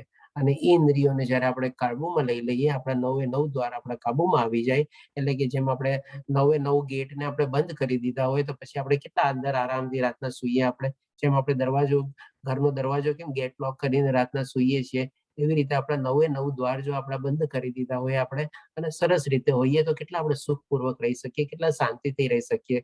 કોઈ જાતનું સ્ટ્રેસ, ટેન્શન, ડિપ્રેશન કઈ આપણને આવે જ નહીં. એટલે કે આપણે 9 દ્વાર દ્વારા આપણે જે બધા બહારની દુનિયાના જે બધા આકર્ષણો છે, એટ્રેક્શન્સ છે, એ બધાને આપણે રોકીને રાખવાના છે. હવે ભગવાન શ્રી કૃષ્ણ 18મા શ્લોકમાં કહે છે, વિનમ્ર સાધુઓ. હવે જે માણસ જ્ઞાની હોય ને, અથવા તો વિદ્યાદાન વિદ્યાળો માણસ હોય, એના સાથે સાથે બીજા 2 વ બી વપરાય છે. વિનમ્ર હોવો જોઈએ અને વિનય હોવો જોઈએ એનામાં. તો જ એની વિદ્યા છે ને આપણે કહી શકીએ કે સર્વોચ્ચ વિદ્યા છે. અથવા જે માણસમાં વિદ્યા હોય પણ એક જાતનો ઘમંડ હોય, અભિમાન હોય, અને બધા માણસોને આમ તુચ્છ રીતે ગણતો હોય, તો એ વિદ્યા બી સારી વિદ્યા નો કહેવાય, ઉચ્ચતર વિદ્યા નો કહેવાય. વિદ્યાની સાથે સાથે હંમેશા વિનમ્રતા અને વિનય બી હોવો જોઈએ. એટલા માટે ભગવાન શ્રી કૃષ્ણ અહીંયા કહે છે, વિનમ્ર સાધુઓ તેમના યથાર્થ જ્ઞાન, એટલે કે એની પાસે યથાર્થ જ્ઞાન એટલે કે શું, સાચું જ્ઞાન, તો કે આત્મજ્ઞાન ના પ્રતાપે વિદ્વાન તથા વિનય બ્રાહ્મણને ગાય, હાથી, કૂતરા તથા ચંડાળને સમાન દ્રષ્ટિથી જુએ છે. એટલે કે હવે ભગવાન શ્રી કૃષ્ણ સર્વોપરી આપણને જ્ઞાનની ડેફિનેશન આપે છે, સર્વોપરી વિદ્વાનની ડેફિનેશન આપે છે, અને એ વિદ્વાનની જોવાની દ્રષ્ટિ કેવી હોય છે એ આપણને સમજાવે છે, કે એ બધા પ્રત્યે કેવા સમત્વ ભાવથી અથવા કેવા એક ભાવથી બધાને જોવે છે. અને એ એક ભાવ શેમાં જોવે છે, તો કે બધામાં ઈશ્વરનો વાસ જોવે છે. અને ઈશ્વરનો વાસ કેવી રીતે જોવે છે, તો કે પરમાત્માનો અંશ જે આત્મા છે, એ બધાના હૃદયમાં રહેલો છે, એને એ જોવે છે. અને એ રીતે બધામાં સમત્વ ભાવ જોવે છે. હવે આ રીતે વિદ્વાન આપણે જેમ કે પિક્ચર આપેલું છે, આપણે જોજો કે ભગવાન શ્રી કૃષ્ણ પરમાત્માનો અંશ છે, આત્મા. અને એ આત્મા દરેકે દરેક જીવમાં, જેમ કે અહીંયા 4-5 મનુષ્યના ફોટા આપેલા છે, બાકી થોડા બધા પ્રાણીઓના ફોટા આપેલા છે, તો બધામાં એ પરમાત્માનો અંશ આત્મા રહેલો છે. હવે જે વિદ્વાન માણસ હોય છે, એ છે ને એ આ શરીરને નથી જોતો, એટલે કે એક્સટર્નલ એપિયરન્સ અથવા એક્સટર્નલ ફોર્મને નથી જોતો, પણ એને અંદરમાં શું છે, તો કે આત્માને જોવે છે. અને એ આત્મા તો બધામાં એક જ સરખી છે, કારણ કે ઈ આત્મામાં તો કોઈ ક્વોલિટી કે કોઈ ડિફરન્સિએશન કઈ નથી કે ભાઈ મનુષ્યની આત્મા અલગ, વાઘની આત્મા અલગ, હાથીની આત્મા અલગ, કૂતરાની આત્મા અલગ, ચંડાળની આત્મા અલગ, ગાયની આત્મા અલગ, એવું તો કઈ નથી. બધામાં એક જ આત્મા છે. તો આ જ રીતે ઈ જે વિદ્વાન માણસ છે અને વિનય અને વિનમ્ર છે, એ બધામાં એક જ આત્મામાં દર્શન કરે છે અને બધાને એક જ સમજે છે. આને આપણે કહી શકીએ કે સમાન દ્રષ્ટિ, એટલે કે બધા પ્રત્યે આપણે સમાન દ્રષ્ટિ કેળવવાની છે. હોઈ શકે આપણી ટ્રીટમેન્ટ થોડી ઘણી અલગ હોય, ડિપેન્ડિંગ ઓન ધ, જેમ કે આજે આપણે હાથીનો અને મનુષ્યનો એક એક્ઝામ્પલ લઈએ. માની લે આપણે આપણા ઘરે એક મનુષ્ય આવ્યો, આપણો કોઈ મહેમાન બોલાવેલો આવ્યો. હવે સાથે કોઈ આપણે હાથી બાજુમાંથી પસાર થતો આવી ગયો, તો આપણે જો ઓળખીતો માણસ હોય એને તો આપણે રિસ્પેક્ટ આપીએ અને ઘરમાં અંદર બોલાવીએ, સોફા પર બેસાવીએ બધું. પણ હવે એ જ રીતે આપણે હાથીને તો ન બોલાવી શકીએ ને. ભલે આપણે જોઈએ છીએ બધામાં એક જ આત્મા, તો હવે આપણે હાથીને શું કરીએ, એને કોઈ કેળું કે કાંઈ થયું હોય એ આપણે એને આપી દઈએ અને એને પ્રત્યે બી પ્રેમ ભાવ દર્શાવી એને આપણે આગળ જતો કરીએ આપણે કે બી ઠીક છે, ચાલો એના મેળે વયો જશે. હાથીને તો કઈ ઘરમાં ન બોલાવે, સોફા પર બેસાડાય નહીં, એવી રીતે. પણ આપણે શું ભાવ એક રાખવાનો, એમ નહીં કે માણસને બોલાવ્યો અથવા હાથી કે કૂતરો કઈ દેખાડ્યો ને હટ હટ હટ હટ એમ કરીને આપણે એને તિરસ્કાર કર્યો, એવી રીતે ટાઈપનો કોઈ તિરસ્કાર નહીં કરવાનો. આ જ રીતે સેમ ચીજ આપણને અલગ અલગ મનુષ્યમાં બી એપ્લિકેબલ થાય. જેમ આપણે ગઈકાલે એક આપણે થોડુંક વર્ણ વ્યવસ્થા ઉપર જેમ કે લીધું હતું, ત્યારે એક આપણો દાખલો લીધો હતો કે ભાઈ માલિક અને સ્વીપર બંને વચ્ચે સંભાવ આપણે દ્રષ્ટિએ જોવી જોઈએ. આજે જેમ કે માની લો કોઈ નીચલી કક્ષાનો કે એવો કોઈ માણસ હોય આપણા કરતા, તો આપણે પણ એને એટલું જ રિસ્પેક્ટ અને આદર આપવો જોઈએ, કારણ કે એનામાં બી તો ઈ સેમ આત્મા બેઠેલી છે ને. કામ પ્રત્યે અલગ, એનું કામ અલગ છે, આપણું કામ અલગ છે. એ પણ એનો સ્વધર્મ નિભાવે છે, આપણે બી આપણો સ્વધર્મ નિભાવીએ છીએ, કામ કરીએ છીએ. પણ આપણે જસ્ટ એની પોઝિશન, લોઅર પોઝિશનના હિસાબે આપણે એને હળદૂત કરીએ, આપણે એને તિરસ્કાર કરીએ, આપણે એને અપમાનિત કરીએ, તો એ તો આપણે જ આપણી આત્માને અપમાનિત કરીએ ને. આપણે જ આપણી આત્માનો તિરસ્કાર કર્યો કહેવાય, કારણ કે મારામાં અને એનામાં તો સેમ આત્મા છે. તો પછી ખાલી એના ઇકોનોમિક પોઝિશન કે ઓલા સ્ટેટસના હિસાબે હું એનો તિરસ્કાર અને અપમાન કરું તો એ ખોટું છે ને. તો પછી મારું જ્ઞાન કોઈ કામનું નહીં. મેં ગમે તેટલું જ્ઞાન મેળવેલું હોય, એ જ્ઞાન નકામું છે, કોઈ કામનું જ નથી. જ્ઞાન વ્યર્થ જ્ઞાન છે. પણ જ્યારે હું એને ઇક્વલ રિસ્પેક્ટ આપું, આજે જેમ કે હું એક માની લ્યો નાનકડું કંઈક ખાતો પીતો હોઉં, તો એ જેવો મારી સામે આવે એને બી ઓફર કરું. કેમ આપણા કરતા કોઈ ઉચ્ચતર માણસ આવે તો આપણે તરત કરીએ, please sir will you have it like that, એમ કરીને. અને ઓલાને કેમ ન કરીએ? તો આપણે એને બી ઓફર કરવું જોઈએ, એને બી એટલું રિસ્પેક્ટ આપવું જોઈએ. લે નો લે અલગ વાત છે, પણ આપણે ભાવ તો સરખો રાખવાનો ને. બધા માણસને એ રીતે આપણે વર્તવાનું. તો આ રીતે ભગવાન શ્રી કૃષ્ણ આપણને એ ઉચ્ચતર વિદ્વાન માણસની ડેફિનેશન આપે છે અને એનું વર્તન દ્વારા આપણને સમત્વ ભાવ કેળવવાનું શીખવાડે છે કે આપણે કેવી રીતે કરવું જોઈએ. પછી 21મા શ્લોકમાં ભગવાન શ્રી કૃષ્ણ આપણને કહે છે, આવો જીવન મુક્ત, એટલે કે ઓલરેડી એને બધી રીતેથી મુક્તિ પામેલી છે, સુખી છે, શાંત છે, કોઈ જાતનું સ્ટ્રેસ, ટેન્શન, ડિપ્રેશન નથી, જસ્ટ પોતાની લાઈફ કેરીડ ઓન કરે છે અને સરસ રીતે કર્મને બધું કરે છે. એટલા માટે એને જીવન મુક્ત વર્ડ વાપર્યો છે, એટલે કે આ જીવનમાં રહીને બી, સાંસારિક દુનિયામાં રહીને બી એઝ ગુડ એઝ એને મુક્તિ પામેલી છે. એટલા માટે આ કીવર્ડ છે કે ભાઈ આવો જીવન મુક્ત પુરુષ ભૌતિક ઇન્દ્રિય સુખ પ્રત્યે આકૃષ્ટ થતો નથી, કોઈ જાતની એને કોઈ બહારી ઓલી ઈચ્છા, એટ્રેક્શન્સ એ બધાથી એટ્રેક્ટ થતો નથી, પરંતુ હર હંમેશ સમાધિમાં નિમગ્ન રહે છે. સમાધિમાં નિમગ્ન એટલે શું? હંમેશા આત્મામાં સ્થિત રહે છે. એની સાથે જે હસે છે, બોલે છે, વાતો કરે છે, સુવે છે, બધું કરે છે, એને બીજું કઈ દેખાતું જ નથી. અને જે કાંઈ પણ એની સામે મનુષ્ય, પ્રાણીઓ બધામાં આવે છે, બધામાં સેમ આત્મા જ જોવે છે. પોતાની અંદર જ આનંદનો અનુભવ કરે છે. હવે ડેફિનેટલી એને આનંદ મળવાનો જ છે, સુખ મળવાનું છે, શાંતિ મળવાની છે, આનંદ મળવાનો છે, બધું જ મળવાનું છે. એ રીતે આત્મ સાક્ષાત્કાર પામેલો પુરુષ, એટલે કે એને ઓલરેડી આત્મ સાક્ષાત્કાર બી એને થઈ બી ગયો હોય, એવી પોઝિશન લેવલ સુધી પહોંચી બી ગયો હોય, પર બ્રહ્મમાં એકાગ્ર હોવાને કારણે અનંત સુખ ભોગવે છે. જેને કોઈને આપણે કોઈ સુખની સીમા નથી હોતી, કારણ કે આજે ભૌતિક દુનિયાના જેટલા બધા સુખ સગવડો છે, બધા ક્ષણિક છે. આજે હોય, કાલે ન હોય. આજે એક ચીજ સુખ આપે, એ ચીજ કાલે આપણને દુઃખ આપે. આજે એક ચીજ સુખ આપે તો કાલે પછી બીજી ચીજ આપણને ઉત્પન્ન થાય, એટલે હવે આને આપણે ઇગ્નોર કરીએ, બીજી ચીજ મળે. ત્યારે આમાં જો આત્મા રીતે હોય, આમાં જ સરળ રીતે સંપન્ન રહેતો હોય, આત્મસંયમી રહેતો હોય, તો એના માટે અનંત સુખ ભોગવે છે. અહીંયા એક નાનકડી સ્ટોરી છે હરિદાસ ઠાકોરની, આપણે એ સ્ટોરી બી સંક્ષિપ્તમાં લઈ લઈએ. આ હરિદાસ ઠાકોરજી છે, એ બાય બર્થ મુસ્લિમ હતા. હવે જે ગામમાં રહેતા, એના મુખિયા બી એમનું નામ કદાચ મોહમ્મદ ખાન કે એવું કંઈક નામ હતું. અને પણ આ માણસની છે ને મુસ્લિમ હતા, પણ એને પછી આ રીતે પોતાનો ભગવાન શ્રી કૃષ્ણનું બધું શરણે લીધું હતું અને આખો દી ભગવાન શ્રી કૃષ્ણનું હરે કૃષ્ણ કૃષ્ણ કૃષ્ણ હરે હરે, હરે રામ રામ રામ હરે હરે એનો જાપ કરતા. અને ગામમાં બધા લોકો આને બહુ પૂછતા, બહુ માનતા, કાંઈ બી એવું હોય એની પાસે જાતા, એની પાસે પૂછતા, એને માન આપતા, એની શરણાગતિ લેતા, બધું કરતા અને એની પોપ્યુલારિટી બહુ વધી ગઈ હતી. બાય બર્થ મુસ્લિમ હતો એટલે હવે જે ગામનો વડો હતો એને આની ઈર્ષ્યા થાય છે કે ભાઈ આ માણસ છે ને ઢોંગી છે, આનું આપણે નાટક અને પ્રપંચ છે ને બહાર લાવવું છે, કારણ કે આ બધું જે નાટક કરે છે એ રીતે આપણે એને પકડીએ. તો હવે શું કરે છે, એક વેશ્યાને બોલાવે છે અને વેશ્યાને કહે છે કે તારે આ માણસનો આખો ઢોંગ એનો જે છે એનો પ્રપંચ તારે ફોડ પાડવાનો છે અને એને તારે એ રીતે નષ્ટ કરવાનો છે. અને આ વેશ્યાને કંઈક અમુક પ્રમાણેની એ માણસ એને લાલચ આપે છે અને એ કહે છે આવી રીતે. આ વેશ્યા કહે છે હા ઠીક છે, ઓકે ચાલો હું જઈશ અને એને એની ભક્તિને બધું જે છે એમાં ભંગ પાડીશ અને એની પ્રમાણેનો જે પ્રપંચ ને બધું છે એ પ્રમાણે ફોડી નાખીશ. તો રાતના જાય છે અને હરિદાસ ઠાકોરજીને કહે છે કે ભાઈ મને તમને આલિંગન કરવું છે. તો હરિદાસ ઠાકોરજી તો ભગવાન નામમાં જપ હતા, એ કહે છે ભાઈ ઠીક છે તું અહીંયા બેસ, મને મારા નામ જપ પૂરા કરી લેવા દે, પછી હું તારી જે ઈચ્છા હશે આપણે જોશું. એટલે આ તો તરત એકદમ ઉશ્કેરાઈ ગઈ, વાહ પહેલી વારમાં જ માની ગયો આ તો. દેટ મીન્સ નક્કી આ પ્રપંચી છે, પાપી છે, પાપી છે, પાખંડી છે એમ કરીને પોતે બેસે છે. અને હરિદાસ ઠાકોરજી તો એના નામમાં જપમાં જ પરોવાયેલા છે, જેમાં અહીંયા બધી ડેફિનેશન આપેલી છે. એવી જ રીતે આ સમજાવવા માટે જ આપણે આ સ્ટોરી અહીંયા લઈએ છીએ, એટલે એને કનેક્ટ કરવા માટે. તો એ રીતે પછી સવાર પડી જાય છે, સવારના 5 સુધી તો નામમાં જ જપમાં પડેલો હોય છે અને કહે છે કે આ હરિદાસ ઠાકોરજી દિવસની 192 માળા કરતા. ઇટ ઇઝ ઇનબિલિવેબલ રિયલી, પણ આ એકચ્યુઅલી હકીકત છે. આપણા ભાગવતમાં ને બધામાં આખી આની સ્ટોરી છે. અને સવારે જેવી પડે છે એટલે હવે આને ડર લાગે છે કે સવારે બધા મને જોઈ જશે એમ કરીને પછી પોતે વહી જાય છે. પછી આ કહે છે કે તમે મારી સાથે ખોટું કર્યું, તમે મને કહેશો. હવે આ કહે છે કે હું મારા નામમાં જપ હતો, એક કામ કર હવે તું આજે થોડી વહેલી આવી જશે. ઓકે, તો આ બીજે દિવસે 11 વાગ્યાની બદલે 10 વાગે પહોંચી જાય છે અને પહોંચે છે. પછી ત્યારે પણ હરિદાસ ઠાકોરજી તો નામમાં જ બિઝી હતા. એ કહે છે તું બેસી મારું થોડી વાર નામ થઈ જશે એટલે પછી તારે જે ઈચ્છા હશે આપણે જોશું. પાછું બીજે દિવસે બી સેમ સ્ટોરી, કાંઈ નથી થતું.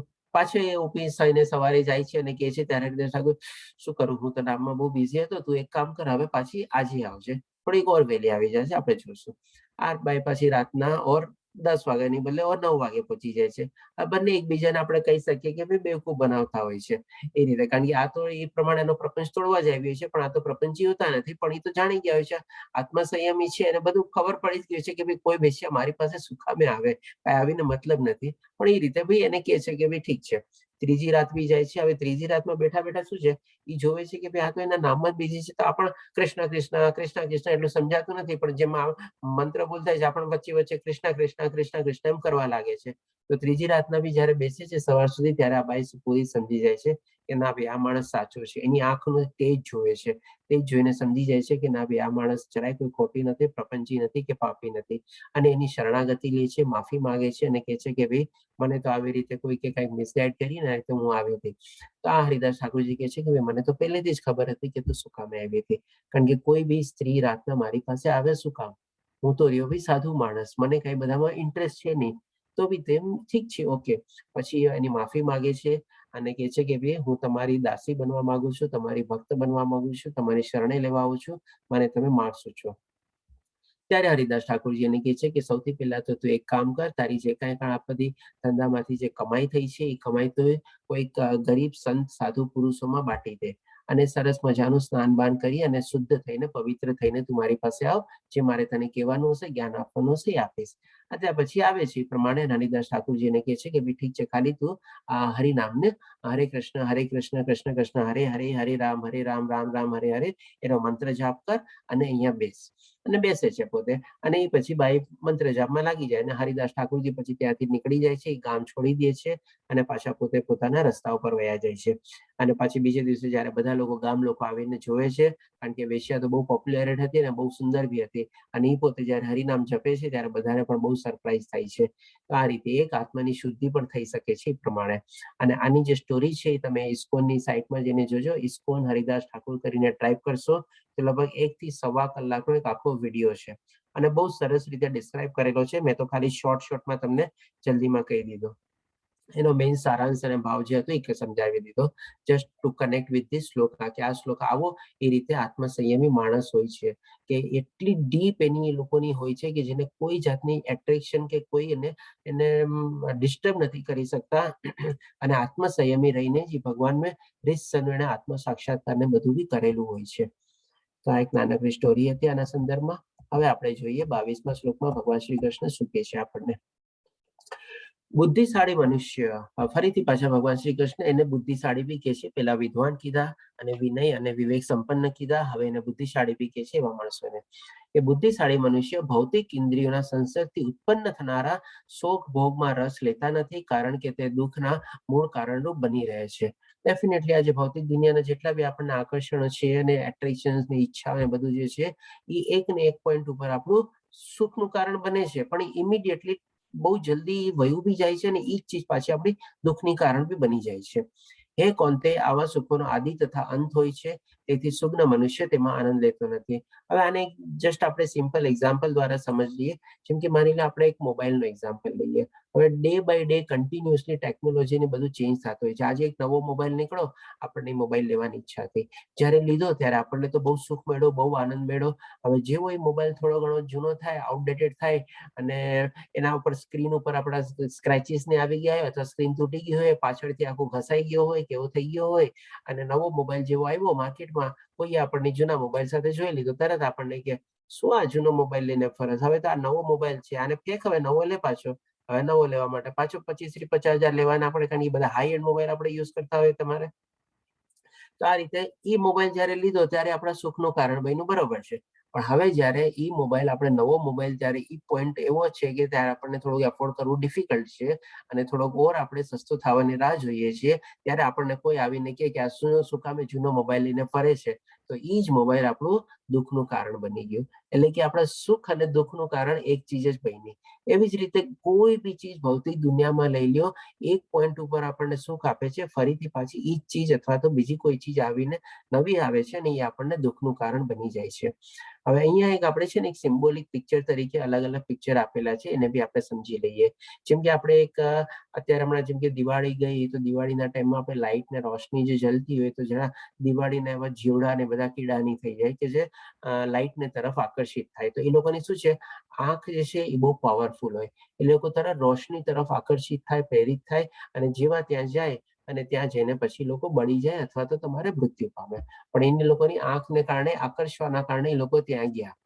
આવી રીતે હિરણનું શું છે, કાન બહુ સ્ટ્રોંગ હોય, એટલે કે જેને બી શિકારીનો શિકાર કરવો હોય ને નવા નવા બેન્ડ બાજા કે મ્યુઝિક ને બધું વગાડે, એટલે કે આ હિરણી અવાજ તરફ આકર્ષાય અને શિકારી એનો શિકાર કરે. પછી જેમ કે અહીંયા મધમાખી છે, મધમાખીની શું છે, નાક વાળી ઇન્દ્રિય છે ને બહુ પાવરફુલ હોય. હવે જેવી ફૂલની સુગંધ એની બધું જોવે, એટલે કે તરત એની તરફ આકર્ષાય અને ફૂલ ઉપર બેસે, અને ફૂલ માની લેવી તેમ પંખડું બંધ થઈ જાય, તો એ રીતે એમાં બી ઊંઘાઈને નાશ પામે. હવે અહીંયા માછલીનું એક્ઝામ્પલ છે, તો માછલીની શું છે, જીભ બહુ પાવરફુલ હોય છે. કોઈક એવો દાણો નાખ્યો અને કંઈક નવું દેખાણું, એને એ ખાવા માટે પ્રેરાણી, અને કોઈ કે શું એ દાણાના રૂપમાં કાંટો નાખ્યો, એની કાંટા રૂપમાં પછી પાછી માછલીની ઉપર ખેંચી લે. હવે એવી જ રીતે એક બીજો એક એક્ઝામ્પલ છે અહીંયા હાથીનો. હાથીને શું હોય છે, સેક્સ ડિઝાયર બહુ પાવરફુલ હોય છે. હવે એને પકડવા માટે લોકો શું કરે છે, એક હાથીની આગળ હાથડીને દોડાવે. હવે એ હાથડી જેને આગળ દોડતી હોય અને આ હાથી હાથડીને જોઈને એના તરફ આકર્ષિત થાય. હવે એ શું છે, નીચું મૂંડું મોઢું કરીને ખાલી હાથડીને જ જોતો હોય, હાથડીને જ જોતો હોય. અને જયારે કોઈ મોટો ખાડો આવી રીતે ખોદેલો હોય, હાથડી તો શું બાજુમાંથી જઈને નીકળી જાય, કારણ કે એને પોતાનો જાન બચાવવો છે અને પોતાનો કે ભાઈ એવી ઈચ્છામાંથી એને પ્રવૃત્ત નથી થવું, એવી રીતે એને જાન બચાવવો છે. અને હાથી તો શું છે, એ કઈ જોતો જ નથી, ખાલી હાથડીને જ જોવે છે, ખાડો નથી દેખાતો અને ખાડામાં પડે છે, એની ઈચ્છાના ભોગને કારણે, ઈચ્છાના કારણે, અને એમાં પડી જાય છે અને લોકો એનો શિકાર કરી લે છે આવી રીતે. આ રીતે બધાની શું છે, એક એક ઇન્દ્રિય દ્વારા પાવરફુલ હોય છે, કે જેના દ્વારા એ લોકો આકર્ષિત થાય છે આ ભૌતિક દુનિયાના આકર્ષણો તરફ, અને એમાં પ્રેરિત થાય છે, અને પ્રેરિત થઈને પછી એમાં જ એ લોકો સુખ અને દુઃખ ને બધું ભોગવે છે અથવા એનો શિકાર બી બને છે. તો હવે આપણા મનુષ્યની હાલત શું હોય છે, મનુષ્યની હાલત તો આવી હોય છે એને શું છે આજની તારીખમાં બધું જ ચીજ જોવે છે. આંખોથી શું તો કે ભાઈ સારા સારા ડિસ્કો, ડાન્સ, ક્લબ, નાઇટ, સાથ એ બધું એની બધાની ઈચ્છા હોય છે. કાનથી શું તો કે નવા નવા ટાઈપના મ્યુઝિક ને જેઝ મ્યુઝિક આ ને તેને બધા કેટલાય ટાઈપના મ્યુઝિક બધા આકર્ષણો હોય છે. પછી હવે નાકને શું તો કે ભાઈ નવા નવા ટાઈપના બધા પરફ્યુમ ને સેન્ટ્સ ને બધા એવા છે ઈ છે. પ્લસ એવી જ રીતે બીજું બધું શું બોલવાની તો કે ભાઈ ઘણી બધી લોકોની ચીજને બધાનું લોકોને બોલવાની આકર્ષિત કરવાની બધાનું હોય છે ઈચ્છા. અને સૌથી મોટું તો કે ભાઈ દ્રવ્ય ભેગું કરવાનું, જેમ કે પૈસા ભેગા કરવાના એ લોકોને હોય છે. અને આ ભેગું કરવા માટે એ લોકો હોઈ શકે પોતાની બધી ઇન્દ્રિયોને એમાં નાખી દે છે, વશમાં નથી કરતા અને એના શિકાર બને છે ઇન્દ્રિયોના ભોગ માટે, શરીર સુખ માટે, પોતપોતાની ઈચ્છાઓ પૂરી કરવા માટે. અને આ રીતે એના સુખ અને દુઃખનું કારણ બન્યા કરે છે. એટ મીન્સ આ શ્લોકમાં આપણે એ સંદર્ભમાં આપણે લઈ શકીએ કે જે મનુષ્ય આજે ભૌતિક દુનિયામાં કેવી રીતે જીવી રહ્યો છે. હવે ભગવાન શ્રી કૃષ્ણ આ ચીજને આપણે લાસ્ટ શ્લોકમાં 29મા શ્લોકમાં જઈને સમરાઈઝ કરે છે કે હવે જેને આ બધું જ્ઞાન મળી ગયું હોય એ માણસ કેવી રીતે એને સમજવું જોઈએ અને કેવી રીતે આપણે આમાં છે ને પીસ ફોર્મ્યુલા આપણે કહી શકીએ આ શ્લોકને. કારણ કે આમાંથી આપણને શાંતિ મળી શકે જો આપણે આ રીતે બધું સમજી જઈએ તો. સૌથી પહેલા ભગવાન શ્રી કૃષ્ણ શું કહે છે 29મા શ્લોકમાં, મને સમસ્ત યજ્ઞ તથા તપશ્ચર્યાઓનો પરમ ભોગતા. યજ્ઞ એટલે શું તો કે ભાઈ આપણે ઇન્દ્રિયોને કાબુમાં રાખવાની, ઇન્દ્રિયના વિષયોને કાબુમાં રાખવાના, મનને રાખવાના. એના માટે આપણે જે સંયમ, ધૈર્ય, ધીરજ વારવાની છે, બધા તરફ આકર્ષવાનું નથી, આપણે આત્મસંયમી રહેવાનો છે, એ બધું એક ટાઈપનું યજ્ઞ છે. એની આપણે અગ્નિ પ્રગટાવવાની છે અને એ અગ્નિમાં આપણે બધા વિષયોને બધાને આપણે હોમવાના છે, જે આપણે ચોથા અધ્યાયમાં અલગ અલગ ટાઈપના જે યજ્ઞ ભગવાન સમજાવે છે આપણને એ રીતે આપણે જોઈએ. ભગવાનની માળા કરવાની જેથી કરીને આપણું મન શાંત રહે, એ બધી રીતે. આ બધા થઈ ગયા યજ્ઞ. તથા તપશ્ચર્યા, કોઈ તપસ્યા બી કરતા હોય નાની મોટી, હાલાકી કળિયુગમાં આ બધી તપસ્યા વર્જિત છે, તેમ છતાં બી કોઈ તપસ્યા કરતા હોય અને એ બધાનો જે આપણને રિઝલ્ટ મળે અથવા જે કાંઈ પણ આપણને ફળ મળે એ બધાનો ભોગતા આપણે કોને સમજીએ તો કે ભગવાન શ્રી કૃષ્ણને. અને એ બધા ફળ આપણે એને સમર્પિત કરી દઈએ. કારણ કે આમાં પાછું એક એક્ઝામ્પલ ઓલો બી યાદ રાખજો, આપણે કેરીનો એક એક્ઝામ્પલ લીધો હતો કે ભાઈ આંબા જયારે પાકે છે ત્યારે સમજે છે કે મારા, તો ભાઈ આપણું કન્ટ્રીબ્યુશન કઈ છે જ નહીં, ભગવાન દ્વારા જ બધું આપણને ફળ મળી રહ્યું છે. એટલે કે સૌ પ્રથમ ભોગતા ભગવાન શ્રી કૃષ્ણ પોતે છે. એટલે કે પરમ ભોગતા ઈચ્છા, સૃષ્ટિને બધું એને જ બનાવેલું છે, બધી ચીજનું ભોગવવાનો રાઈટ એને જ છે. કારણ કે he is the copyright, એની પાસે ઓનરશિપ રાઈટ છે બધું છે. આપણે તો જસ્ટ ખાલી એક નિમિત્ત બનીને આવ્યા છે અને આપણે ભટકેલા મનુષ્ય છે, આપણને બધી ચીજ ભોગવવાનો કોઈ હક છે જ નહીં. એટલે કે સૌથી મોટો ભગવાન ભોગતા છે બધી ચીજનો. આપણા બધા જે કઈ પણ આપણને ફળ મળે છે એ સમસ્ત ગ્રહો તથા દેવોનો પરમેશ્વર, તેમજ સમસ્ત જીવોનો, પહેલા બીજી ચીજ આપણે આ ચીજ કે છે સમસ્ત ગ્રહો તથા દેવોનો પરમેશ્વર. એટલે કે આપણે જેટલા બી ગ્રહ છે, આપણે માની લો આપણે પૃથ્વી પૂરતા જ આપણે લિમિટ રાખીએ આપણને પોતાને, બાકી બધા ગ્રહોના પણ ભગવાન શ્રી કૃષ્ણ સ્વામી છે અને બધા દેવી દેવતાના પણ ભગવાન શ્રી કૃષ્ણ સ્વામી છે. પણ એટલીસ્ટ આપણે આ પૃથ્વી જેમાં આપણે જીવીએ છીએ એનો બધાનું સર્જન કરતા, પાલન કરતા, ધારણ કરતા બધા કોણ છે તો કે ભગવાન પોતે છે. તેમજ ત્રીજી ચીજ આવે છે સમસ્ત જીવોનો હિત કરતા શુભેચ્છક મિત્ર તરીકે જાણી.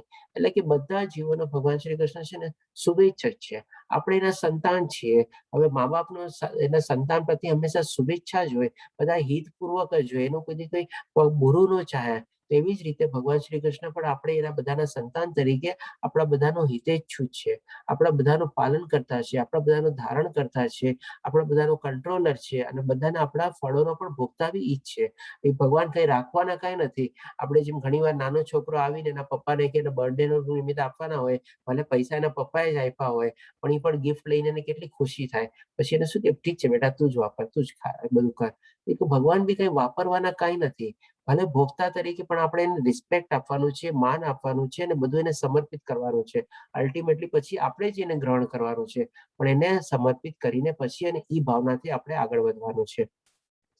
એટલે આ ત્રણ ચીજ જો આપણે જાણી લઈએ, ઈ જ આપણા ધરણ કરતા છે, ઈ જ આપણા પાલન કરતા છે, ઈ જ આપણા પોષણ કરતા છે, ઈ જ આપણા હિતેચ્છુ છે અને ઈ જ બધા આપણા ફળોનો ભોગતા છે અને ઈ જ આપણા હિતેચ્છુની. એ રીતે જ આપણે જો જાણીએ તો ભાવનામાં ઓતપ્રોત થયેલો મનુષ્ય સંસારના દુઃખોમાંથી શાંતિ પામે છે. એટલે કે આ ભૌતિક દુનિયાના જેટલા બી દુઃખો ને બધા છે એમાંથી આપણને પરમ શાંતિ મળી શકે, એટલે આપણે મનને આપણને શાંતિ મળી શકે. હવે જ્યારે આપણું મન શાંત હોય અને જ્યારે આપણે આવી રીતે ભક્તિભાવમાં પરોવાયેલા હોઈએ તો આપણે આત્માને બી આપણને સરસ મજાનો આનંદ મળે, કારણ કે એના વગર આપણે ભક્તિ બી નથી કરી શકવાના જ્યાં સુધી આપણું મન શાંત ન હોય. એટલે કે અહીંયા ભગવાન એકદમ અલ્ટિમેટ આપણને પીસ ફોર્મ્યુલા આપણને આપી દે છે. આપણને ઘણી વાર શું છે ભાઈ શાંતિ જોતી હોય છે, ભાઈ મને શાંતિ આપણને બીજું કાંઈ નથી જોતું. આ રીતે આપણને ભગવાન શ્રી કૃષ્ણ આ અધ્યાયના છેલ્લા શ્લોકમાં આપણને પીસ ફોર્મ્યુલા આપે છે. તો અહીંયા આપણો 5મો અધ્યાય પૂરો થાય છે. હવે કોઈને ટાઈમમાં પૂરું થઈ ગયું છે, કોઈને પ્રશ્ન હોય તો આપણે લઈ શકીએ છીએ. હરે કૃષ્ણ, જય શ્રી કૃષ્ણ.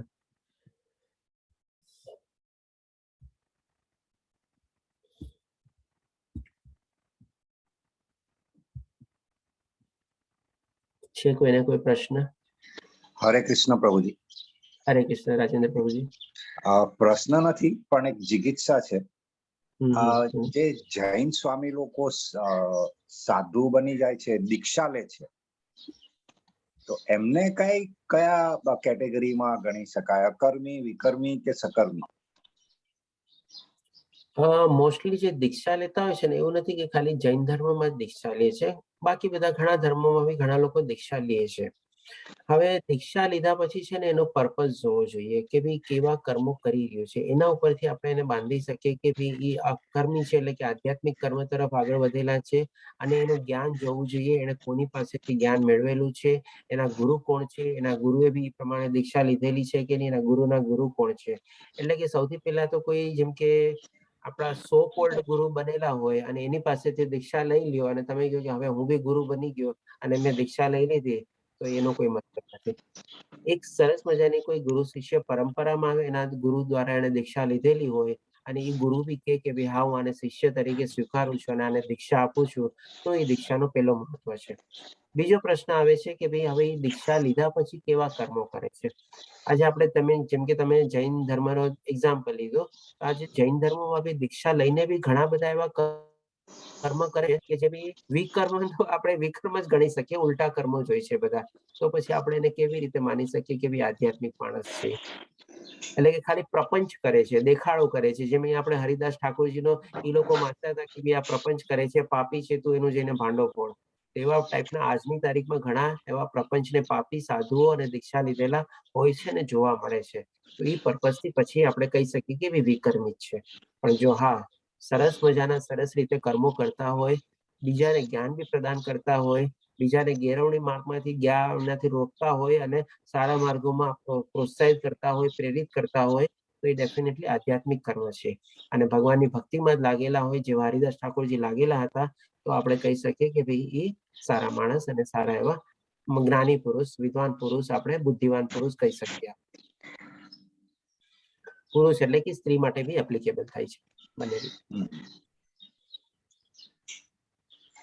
એટલે આ બે ચીજ એક ટેસ્ટ તરીકે જોવી જોઈએ આપણે.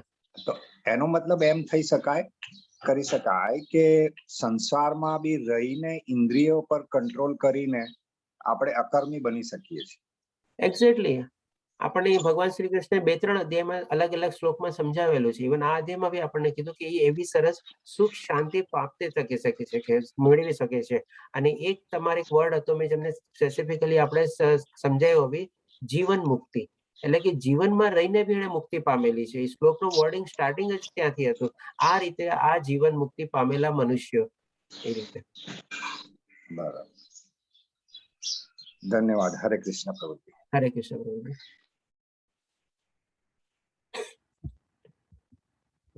બીજા કોઈ પ્રશ્ન?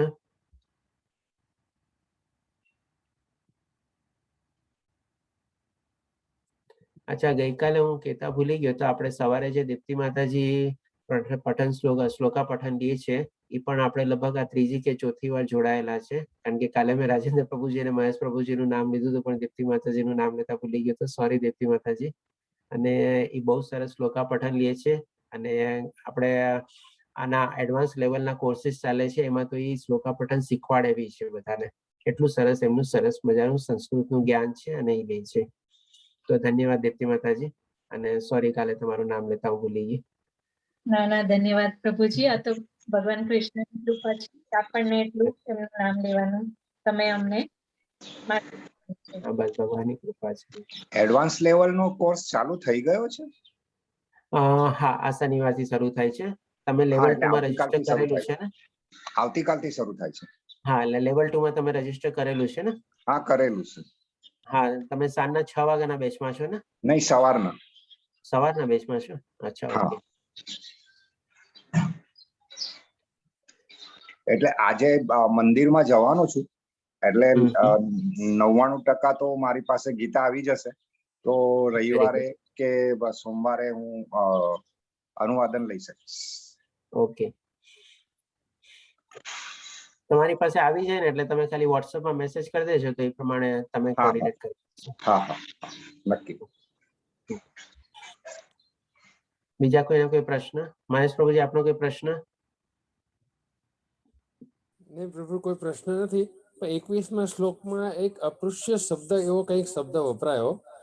એમાં એનો મતલબ આપણે ઇન્ફ્લુઅન્સ નથી થવાનું કોઈ વસ્તુથી કે આકર્ષિત નથી થવાનો એવો અર્થ થાય છે. શું થાય છે? 21મા શ્લોકમાં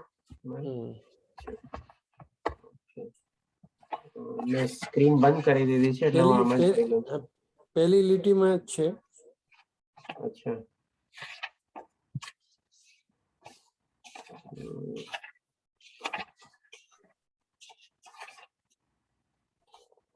ના, 21મા શ્લોકમાં તો ઓલું છે, આવો જીવન મુક્ત પુરુષ.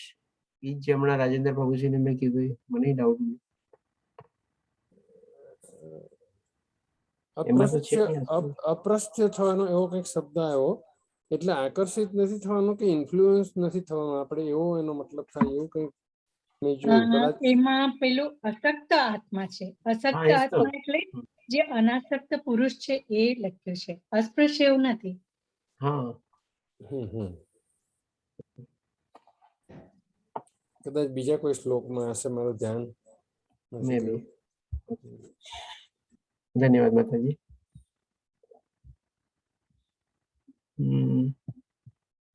ચાલો, બીજા કોઈને કોઈ પ્રશ્ન?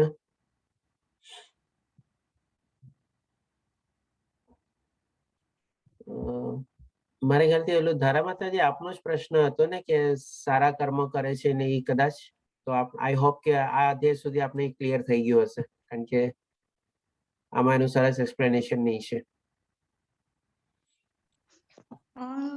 હું તો વધારે ને વધારે કન્ફ્યુઝનમાં આમાં આવું છું. કર્મ કરવાનું, પછી ફળની આશા નહીં રાખવાની, એ તો સમજાય. પછી પાછું ભક્તિ યોગ મીન્સ કે અલગ રીતે કર્મ કરવાનું, ભગવાનનું જ નામ લેવાનું. તો પછી સંસારમાં બધા જ ભગવાનનું નામ લેવા માંડે તો સંસાર બી બંધ થઈ જાય, મીન્સ કે જે રેગ્યુલર એક્ટિવિટીઝ છે એ બી બંધ થઈ જાય. એટલે હું બહુ કન્ફ્યુઝનમાં છું, પણ આઈ હોપ કે 18મા અધ્યાય સુધીમાં બધું મારું કન્ફ્યુઝન દૂર થઈ જાય. ઓકે, ધન્યવાદ માતાજી. તમારે છે ને જોડાવાનું છે, એટલે કે શું એમાં આધ્યાત્મિક કર્મને તમારા સૌથી પહેલા આપણે કર્મયોગ સ્વધર્મ કરવાનો છે, અને એ કર્મફળની આશા રાખ્યા વગર આપણે કર્મ કરવાના છે. અને સાથે સાથે આપણે આધ્યાત્મિક કર્મ એટલે કે ભગવાનની ભક્તિમાં બી થોડું થોડું આપણે શરૂઆત કરવાની છે. એમ નહીં કે ભાઈ છોડી કરીને આપણે બેસી જવાનું છે ભગવાનની ભક્તિમાં જ. અને જેમ તમે કીધું 18મા અધ્યાય સુધી તમને આ ડેફિનેટલી બધું ક્લિયર થઈ જશે. બસ એટલે હું વેઇટ જ કરું છું કે હું લાસ્ટ સુધી પહોંચી જાઉં. ધન્યવાદ. ઓકે, બીજા કોઈ પ્રશ્ન?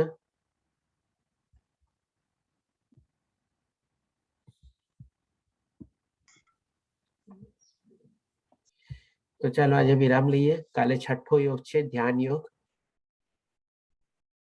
એ આપણે લેશું.